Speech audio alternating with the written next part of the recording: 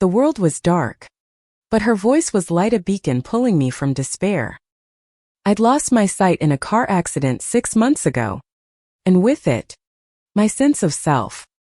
Then she came, unannounced, like a storm breaking over a parched desert. Her name was Lena, or so she said. She arrived at my Brooklyn apartment one rainy afternoon, her knock soft but insistent. "I'm here to help," she'd said, her voice warm, like honey over gravel. I didn't know her, but I was too broken to care.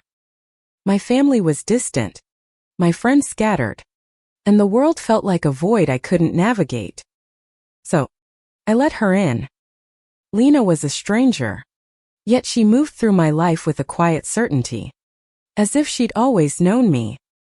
She was in her late 20s, she told me, with a laugh that carried a faint southern lilt, though she never said where she was from.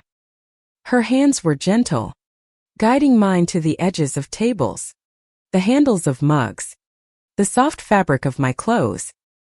She read to me poetry, novels, even the back of cereal boxes, her voice painting colors I could no longer see. She cooked meals that smelled of rosemary and comfort, and when I cried, she'd hold me, her arms a safe harbor. "Tell me about the sky," I'd whisper, sitting on my balcony, the city's hum a distant pulse. "It's endless today, Claire," she'd say. "Blue like the ocean, with clouds like cotton candy, stretching forever." Her words built worlds, and I clung to them. I was 28, a graphic designer before the accident stole my vision, my career, my confidence. But Lena gave me something to hold on to. She gave me her. Our days fell into a rhythm. Mornings were for coffee and quiet talks, her laughter filling the gaps in my silence. Afternoons, she'd guide me through the apartment, teaching me to trust my other senses.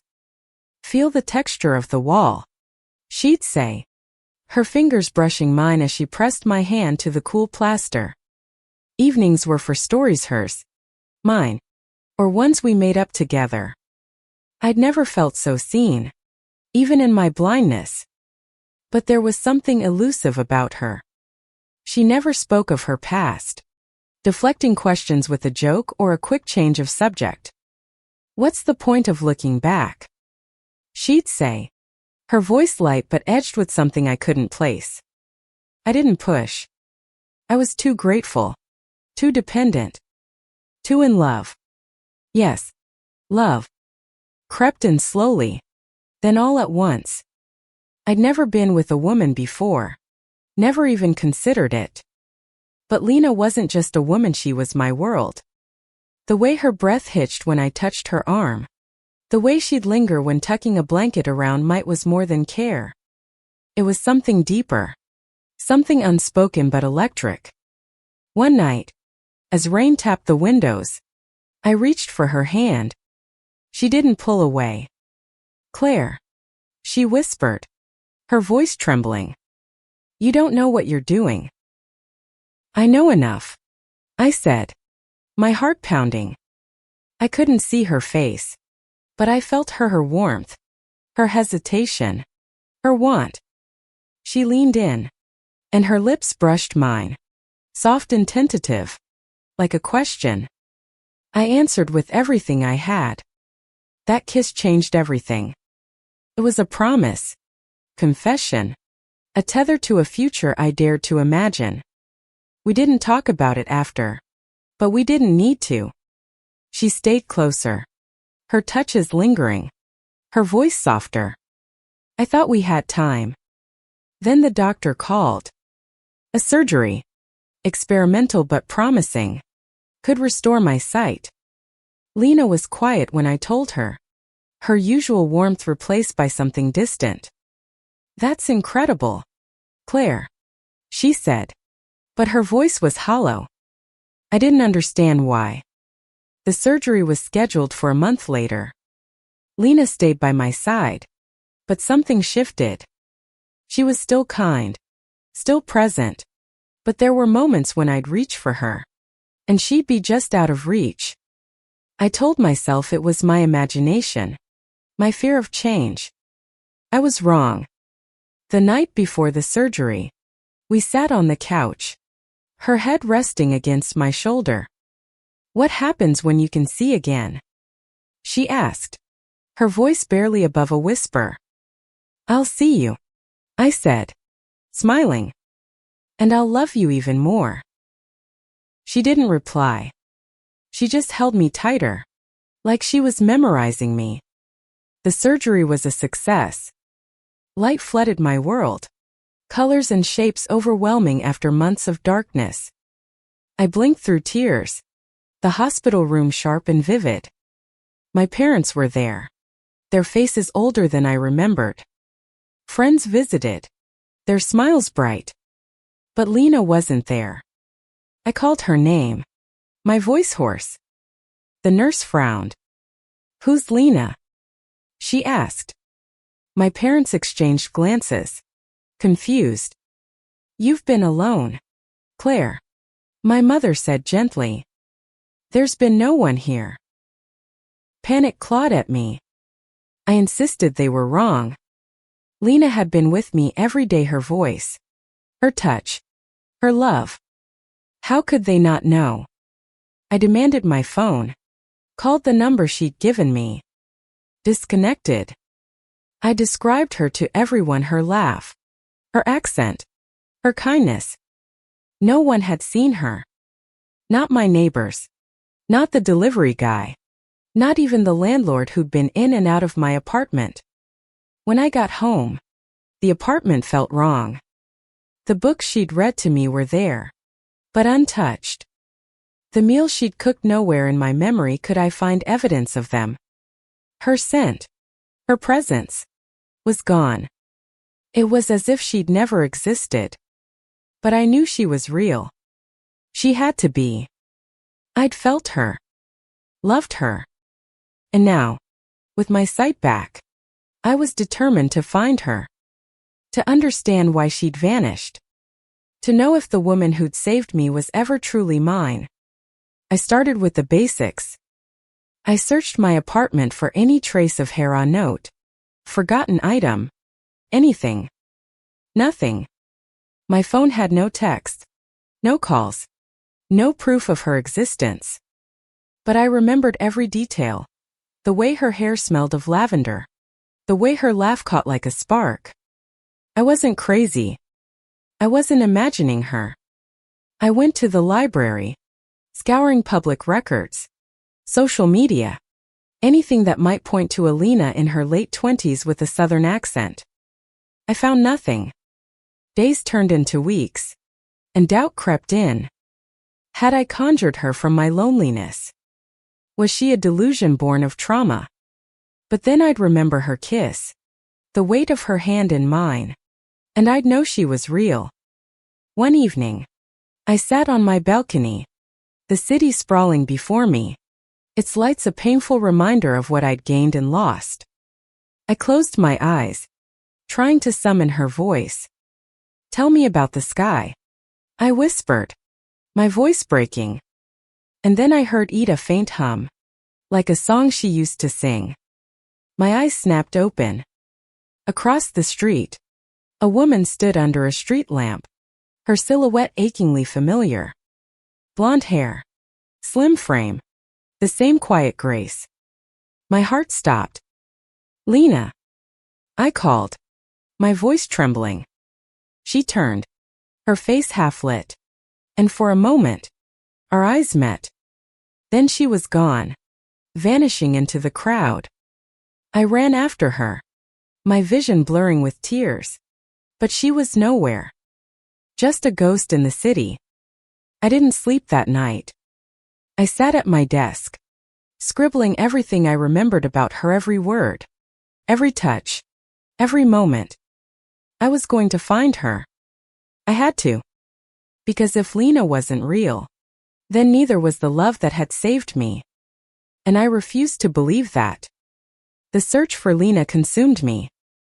My apartment, once a sanctuary, became a war room, paper strewn across the table, notes pinned to the walls, a laptop glowing with dead-end searches. I was a woman possessed, chasing a shadow who'd held my heart in her hands. I started with the hospital. Maybe Lena had been a volunteer, a nurse, someone who'd slipped through the cracks. I met with the head of patient services, a kind but harried woman named Dear Ellis. "No one named Lena matches your description," she said, scanning her records. "We don't have volunteers living with patients." Her tone was gentle, but it carried a pity I hated. She thought I was delusional. Next, I went to my neighbors. Mrs. Carter, the elderly woman next door, had seen me come and go for months. "Always alone, dear," she said, her eyes soft with concern. "You'd talk to yourself sometimes, but no one else was there." My stomach twisted. I thanked her and left, her words gnawing at me. Was I losing my mind? But I couldn't let go. I remembered Lena's voice, low, warm, with that faint drawl. I remembered her stories, the way she described the world with a poet's touch. I started visiting cafes and bookstores, places we'd talked about, hoping for a clue. I'd sit for hours, watching faces, listening for her laugh. Nothing. One afternoon, I found myself at a small bookstore in Williamsburg, the kind Lena would have loved. The shelves were crammed with used books, the air thick with the scent of old paper. I ran my fingers along the spines, half expecting to feel her presence. That's when I saw Audiobook of poetry, the same one she'd read to me. Emily Dickinson. I opened it, my hands shaking, and found a handwritten note tucked inside. For the one who sees with her heart. No signature, but it was her handwriting. I'd know it anywhere. The bookstore clerk, a lanky guy in his 20s, noticed my reaction. "Find something special?" he asked. "Do you know who donated this?" I asked, holding up the book. He shrugged. "We get tons of donations. No names, usually." I bought the book and left, clutching it like a lifeline. It was proof. Small, fragile, but real. Back home, I dove deeper. I posted on local forums, describing Lena without giving too much away. Looking for a woman, late 20s, blonde, southern accent, possibly named Lena. The responses were useless trolls, creeps, or well-meaning people with no leads. But one message caught my eye. From an anonymous user, "Check the women's shelter on 5th. She might have passed through." The shelter was a low brick building, tucked between a deli and a laundromat. The director, a stern woman named Maria, listened to my story with a guarded expression. "We don't give out client information," she said. "But I can tell you no one named Lena has been here recently." I pressed, describing her laugh, her mannerisms, anything that might spark recognition. Maria's face softened. "You sound like you loved her." "I did," I said, my voice breaking. "I do." She hesitated, then handed me a flyer for a community art event. Sometimes people who don't want to be found show up in places like this. Try it. The event was in a park.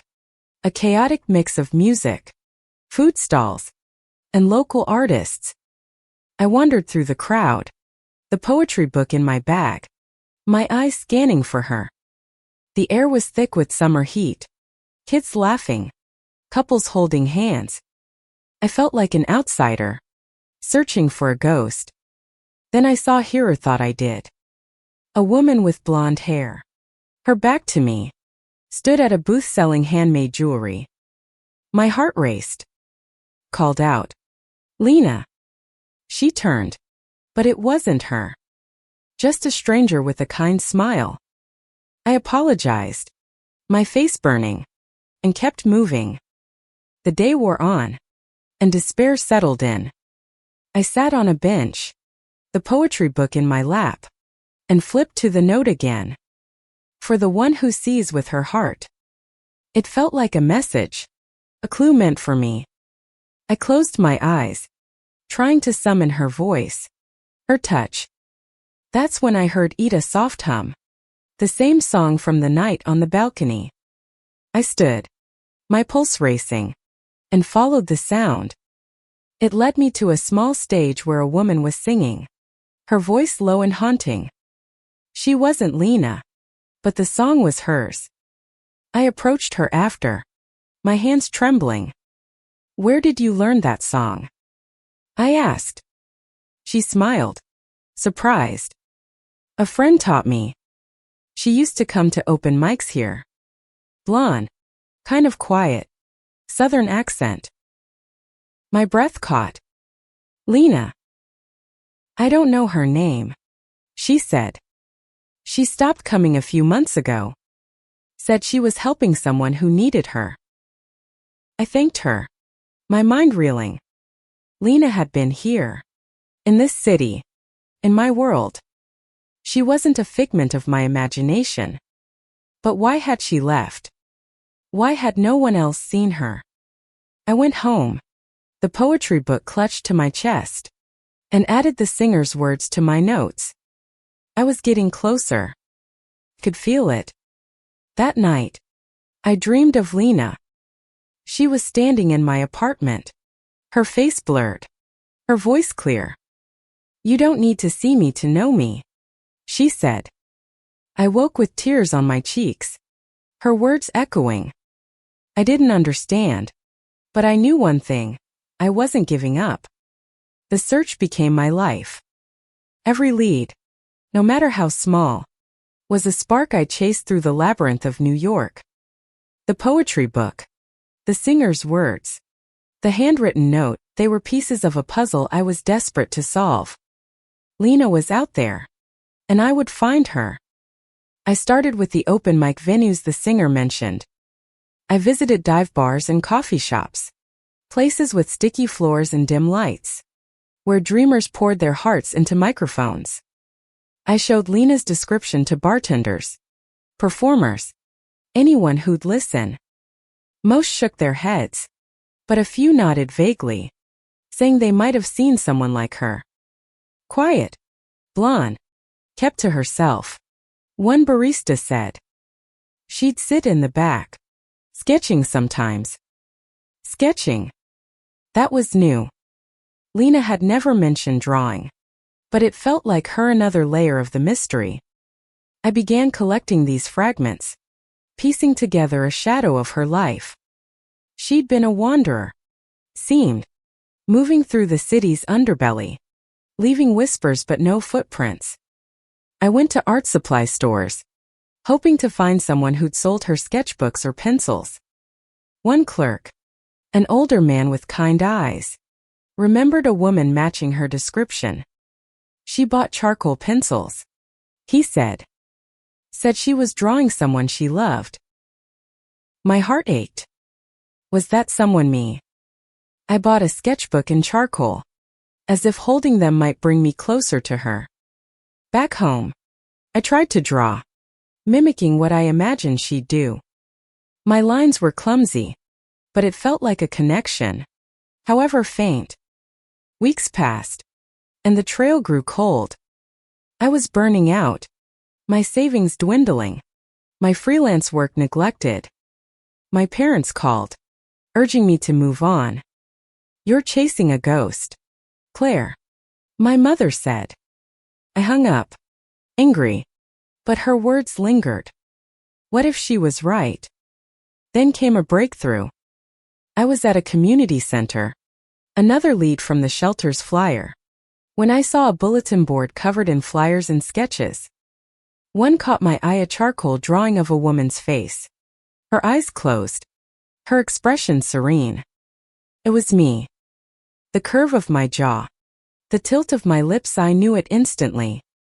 There was no signature, but a note in the corner read, "For Claire, who sees." I tore the sketch from the board, my hands shaking. The community center's manager, a woman named Tara, saw me. "You okay?" she asked. "Who left this?" I demanded, holding up the drawing. She frowned, thinking. "Some woman dropped it off a while back. Didn't leave a name. Said it was for an art display but never came back." I described Lena, my voice urgent. Tara nodded slowly. "Sounds familiar. She was here a few times, helping with the art classes. Never said much, but the kids loved her." Kids. Another piece of Lena I hadn't known. I begged Tara for more, but she had little else. She stopped coming around spring, she said. That was when she'd been with me. I took the sketch home, pinning it above my desk. It was proof. Undeniable. Lena had drawn me, captured me in a way that felt more real than any mirror. But why had she left it here? In a place I might never find? Was she hiding? Or was she leaving me clues? I started visiting the community center daily, hoping she'd return. I joined the art classes, sitting among kids who laughed and smeared paint on their hands. They talked about Miss L, the woman who taught them to draw from their hearts. She said art is how you hold on to what matters. One girl told me, her eyes bright. I smiled, my throat tight. That was Lena. One evening, as I helped clean up after a class, I found another clue. A kid had left a sketchpad behind, and inside was a note in Lena's handwriting. "Keep drawing. Sammy. You see the world." It wasn't much, but it was hers. I asked the kids about Sammy, and they pointed me to a shy boy who'd stopped coming weeks ago. His mother, they said, worked at a diner nearby. The diner was a greasy spoon, all chrome and neon, the kind of place that felt frozen in time. I found Sammy's mother, a tired woman named Linda, wiping down counters. I showed her the sketchpad, explained my search. Her face softened. "That sounds like Lena," she said. "She was good to Sammy, taught him to draw when he was struggling. She was here a lot last year, but then she just stopped." "Did she say where she was going?" I asked, desperate. Linda shook her head. She was private. But she left something for Sammy, a little drawing of him smiling. Said it was for someone who'd need it someday. I begged to see it. Linda hesitated, then pulled a small frame from behind the counter. It was Sammy, his grin wide, but in the background was a faint outline of another figure. Me. My heart stopped.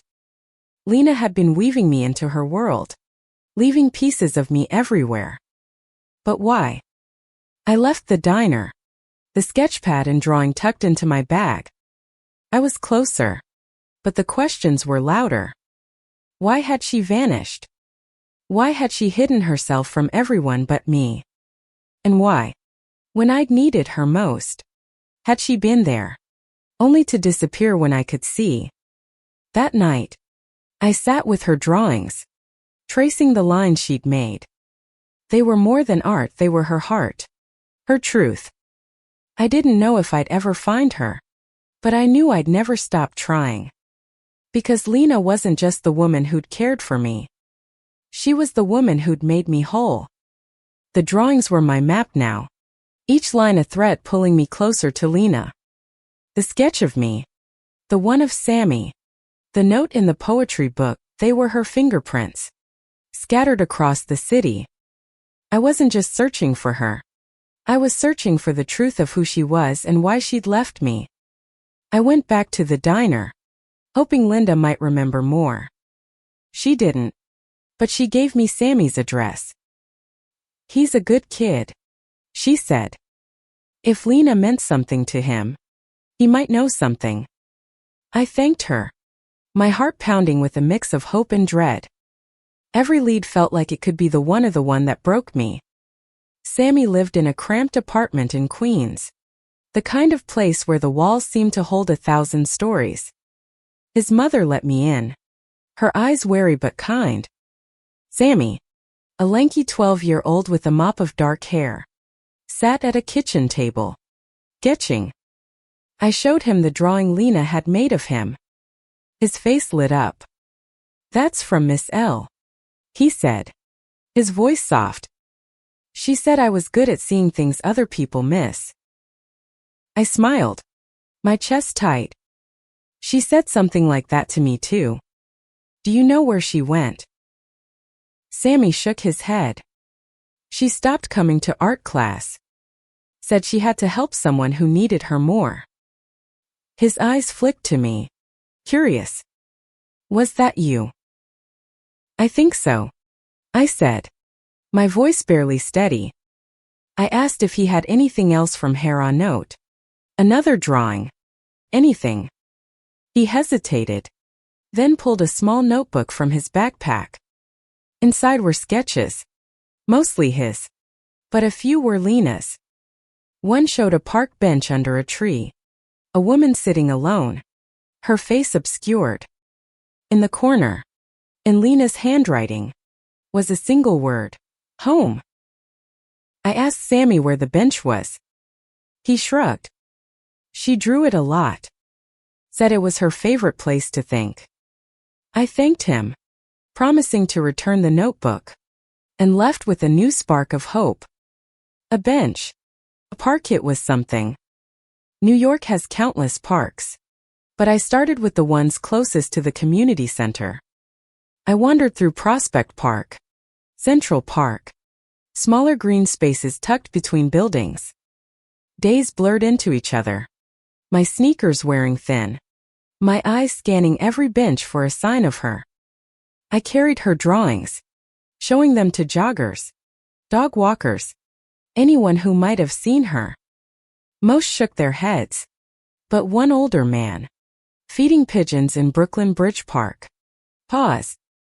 "Seen someone like that," he said, squinting at the sketch. "Blonde, quiet, used to sit on that bench over there." He pointed to a weathered bench under an oak tree, its branches heavy with summer leaves. "She'd draw for hours, always alone." I ran to the bench, my heart racing. It matched the drawing perfectly, the curve of the backrest, the way the tree's shadow fell across it. I sat, running my hands over the wood, hoping for some trace of her. There was no no initials, no hidden notes, just a bench. But it was hers. I started coming back every day, sitting for hours, watching the world go by. I sketched, too, trying to see the world the way she did. My drawings were rough, but they felt like a conversation with her. I talked to her in my head, asking why she'd left, why she'd hidden herself. The silence was deafening. One evening, as the sun dipped low, casting golden light across the park, I saw her again, or thought I did. A woman with blonde hair, her back to me, stood near the water's edge. My breath caught. I called her name, but the wind swallowed my voice. She turned, her face catching the light, and for a moment, I was sure it was Lena. Then she walked away, disappearing into the crowd. I chased after her, my heart pounding, but she was gone. Again. I collapsed onto the bench, tears streaming down my face. Was I chasing a ghost? A memory? Or was she real, slipping through my fingers every time I got close? That night, I went through her drawings again, searching for something I'd missed. In the sketch of the bench, I noticed something a faint outline of a building in the background. It was subtle, almost hidden, but it looked familiar. I grabbed my laptop, pulling up photos of Brooklyn's skyline. There it was, a distinctive brownstone with arched windows. Near the park. I went to the brownstone the next day. It was a shelter for women. Smaller than the one I'd visited before. With a faded sign that read Hope Haven. The woman at the front desk, a volunteer named Sarah, listened to my story. Her eyes widened when I described Lena. She was here, Sarah said. Not long. Maybe a few months last year. She helped with art therapy. But she left suddenly. Said she had to take care of someone. My heart raced. Did she say where she was going? Anything about her past? Sarah shook her head. She was private. But she left a box of supplies, paints, brushes, a few sketches. You can look if you want. I followed her to a storage room, my hands trembling as she handed me a small cardboard box. Inside were Lena's things: charcoal pencils, a worn sketch pad, a scarf that smelled faintly of lavender. I opened the sketch pad, and there I was again, my face rendered in soft lines, my eyes closed, a faint smile on my lips. Beneath it, she'd written, Claire, my light. I broke down, clutching the sketch pad. Sarah touched my shoulder, her voice gentle. She must have loved you, she said. I nodded, unable to speak. Lena had been here. She'd been real. But every answer led to more questions. Why had she left? Why had she hidden from the world? And why, if she'd loved me, had she disappeared when I needed her most? I took the box home, vowing to keep searching. Lena was out there, and I would find her, even if it broke my heart. The box from Hope Haven was my new obsession.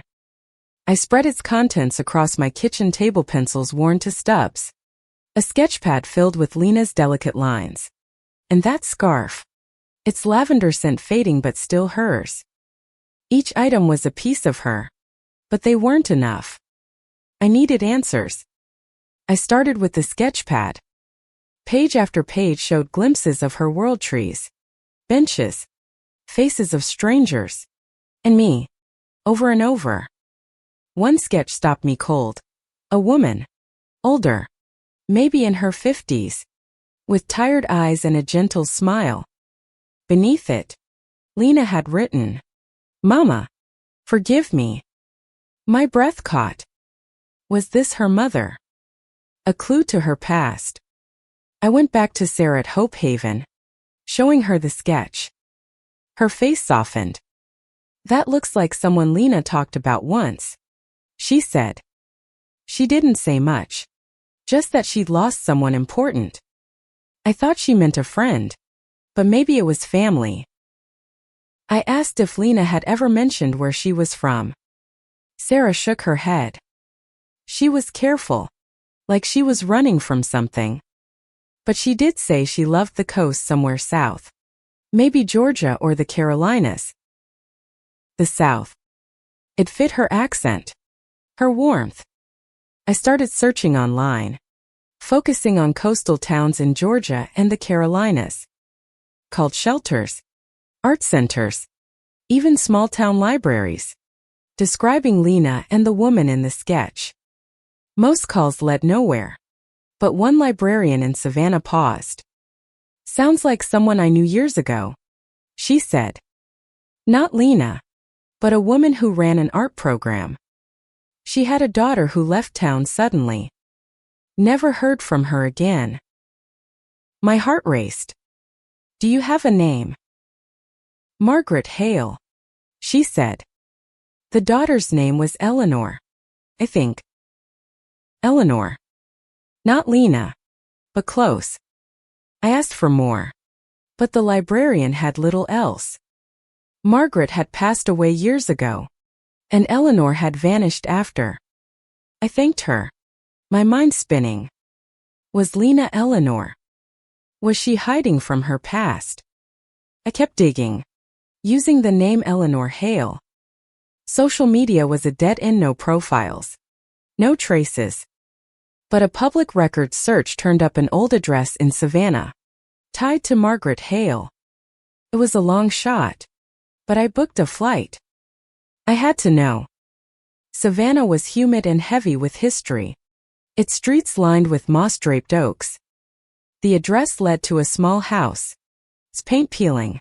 Its windows dark. A neighbor, an older man watering his lawn, saw me lingering. "You looking for someone?" he asked. I described Lena Aliner, hoping for a spark of recognition. He nodded slowly. "Sounds like Ellie Hale. Lived here with her mom years back. Quiet girl. Loved to draw. Left after her mom died. Some said she got into trouble, but I never believed it." "Trouble?" I asked, my stomach tightening. He shrugged. "Rumors. Folks said she ran off after a fight. Maybe something illegal. Never saw her again." I thanked him, my mind racing. Trouble. Running. It explained why Lena was so guarded, why she'd vanished. But it didn't explain why she'd chosen me, why she'd stayed when I was blind, only to leave when I could see. I spent the day in Savannah, visiting places Eleanor might have loved: art galleries, parks, a small cafe her neighbor mentioned. At the cafe, I showed the sketch of Margaret to the owner, a woman with a warm smile. "That's Margaret Hale," she said, her eyes sad. She was a regular here. Her daughter, Ellie, used to come too. Sweet girl, but troubled. Left town after Margaret passed. "Did she say where she went?" I asked, desperate.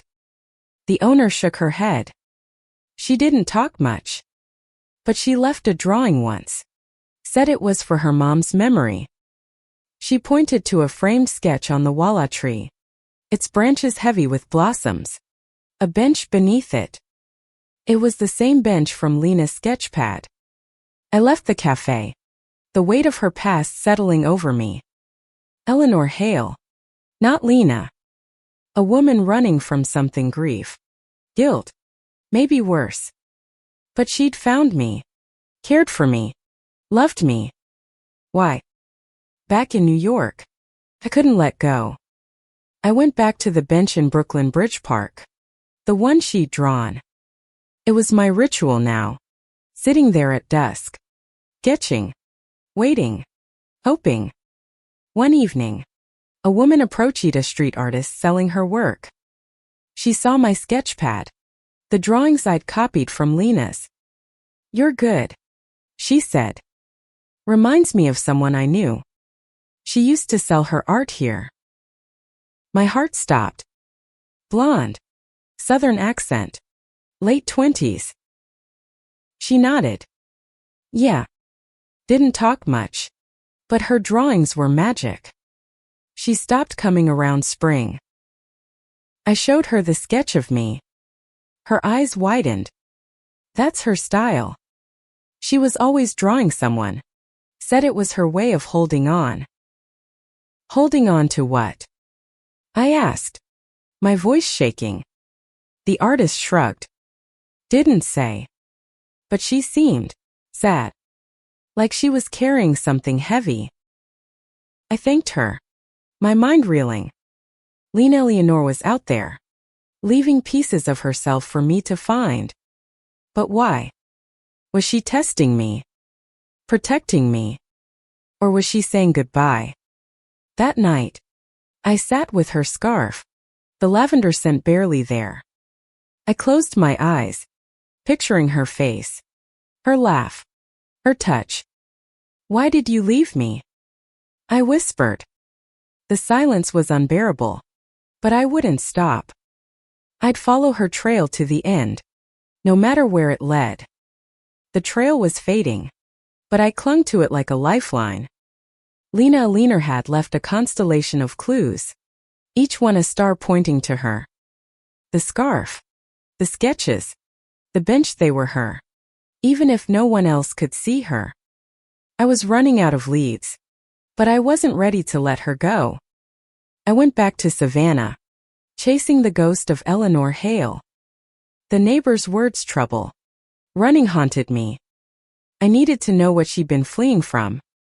I started at the local library, digging through old newspapers for anything on Margaret or Eleanor Hale. An obituary confirmed Margaret's death 5 years ago, from cancer. Eleanor was mentioned as her only daughter. Estranged. No details. Just that single, heavy word. I visited the cemetery where Margaret was buried. Her grave was simple. A small headstone under a magnolia tree. I knelt, tracing the letters of her name, wondering what had driven Lena away. Had she fought with her mother? Was it guilt that kept her running? I left a charcoal pencil on the grave, a quiet offering to the woman who'd raised the one I loved. Back in New York, I kept searching. I posted online again, this time using Eleanor's name. Most responses were dead ends, but one stood out, a message from a woman named Rachel, claiming she'd known an Eleanor Hale in a women's shelter in Atlanta. She was kind but guarded. Rachel wrote, left suddenly, said she was going to New York to help someone. My heart raced. It was her. I called Rachel, who sounded hesitant but willing to talk. Eleanor was running from something, she said. She never said what, but she was scared. Kept a sketchpad with her, always drawing a woman's face. Said it was someone she'd hurt but still loved. I swallowed hard. Did she say a name? No, Rachel said. But she was torn up about it. Said she didn't deserve to be happy until she made things right. I thanked her, my mind spinning. Had Lena come to me to make amends? But for what? I hadn't known her before the accident.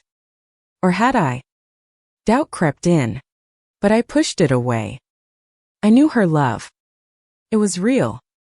I went back to the bench in Brooklyn Bridge Park, my constant now. I sat there every evening, sketching, watching, waiting. One night, a storm rolled in, the air thick with electricity. I stayed, letting the rain soak me, as if it could wash away the questions. That's when I saw her again. She was across the park, under the same oak tree, her blonde hair glowing in the rain. I stood, my heart pounding, and called her name. Lena. Eleanor. She froze, her shoulders tensing, then turned. Our eyes met, and for a moment, time stopped. It was her face, her grace, her everything. I ran toward her, the rain blurring my vision. Please, I shouted. Don't go. But she turned and slipped into the shadows, vanishing into the storm. I collapsed to my knees, sobbing, the rain mixing with my tears. She was real. She was here. But why wouldn't she stay? The next day, I went to Hope Haven, desperate for answers. Sarah was there, sorting art supplies. I told her about the park, about Eleanor. Her face softened. I didn't want to say before. She said, but Eleanor left something for you. My breath caught. She handed me a sealed envelope, my name written in Lena's handwriting. Inside was a letter and a small sketch, a heart, cracked but glowing, with the words, I'm sorry, Claire. The letter was short, her words raw. Claire, you were my light when I was lost. I wanted to be yours, but I don't deserve you. I've hurt too many people, and I can't hurt you too. You're whole now. Live. Love. Don't look for me. Eleanor. I read it again and again, my hands shaking. She was running, not from me, but from herself. From guilt. From a past she wouldn't share. But I couldn't let her go. Not like this. I went back to the park, the letter in my pocket, and sat on the bench. I didn't sketch. I didn't cry. I just waited, the weight of her words settling over me. Hours passed, the city humming around me, but I stayed. And then, as the sun dipped low, I saw her. She was standing by the water, her back to me, her hair catching the light. I approached slowly, my heart in my throat. "Eleanor," I said softly. She turned, her eyes wide, filled with fear and something else, love. "Claire," she whispered, "you shouldn't be here." "I have to be," I said, stepping closer. "I love you." She shook her head, tears falling. "You don't know me. What I've done." "Then tell me," I said, my voice breaking. "Let me in." She looked at me, her walls crumbling, and for the first time, I saw her not Lena, not Eleanor, but the woman who'd saved me. And I knew, no matter what she'd done, I'd never stop loving her. Eleanor stood before me, rain-soaked and trembling, her eyes a storm of guilt and longing. I wanted to reach for her, to pull her close, but I held back, giving her space to speak.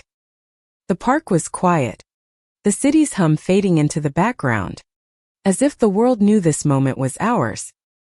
"I don't deserve you, Claire," she said, her voice raw.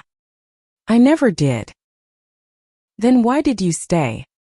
I asked, my voice steady despite the ache in my chest. "Why did you care for me when I was blind?" She looked away, her hands twisting together. "Because I owed you. Because I'd hurt you before I even knew you."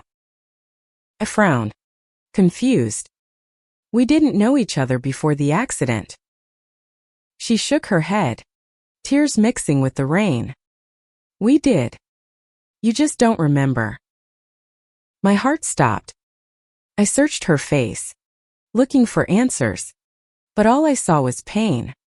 "Tell me," I said. "Please."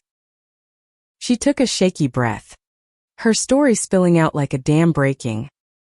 Her real name was Eleanor Hale, born in Savannah, raised by a mother who loved her but couldn't save her from herself. As a teenager, Eleanor fell into a bad crowd, drugs, petty crime, a life she couldn't escape. 5 years ago, she'd been driving, high and reckless, when she caused a crash.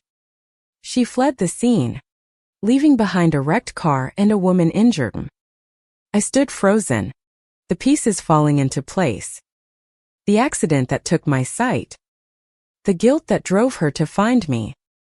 "You didn't know it was me," I said, my voice trembling. "Not at first." She nodded, her eyes on the ground. "I read about you in the paper, graphic designer. Blinded in a hit and run. I was sober by then, trying to make amends. I found you, Claire.